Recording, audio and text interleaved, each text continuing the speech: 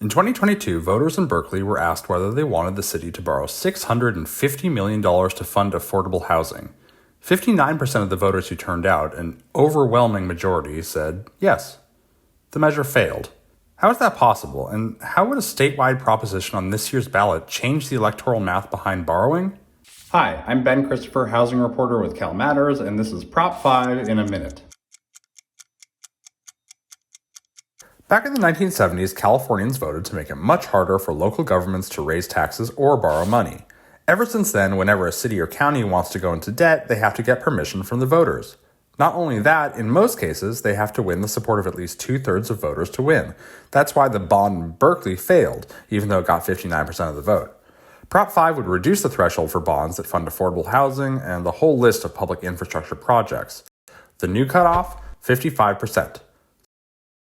Supporters say the current system makes it way too hard for local governments to fund important projects, including affordable housing.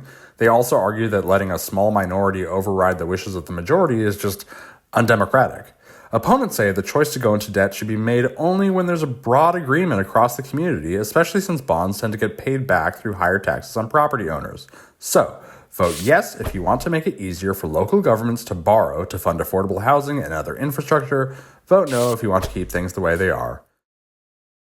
To learn more about everything on your 2024 ballot, go to calmatters.org. For CalMatters, this is Ben Christopher.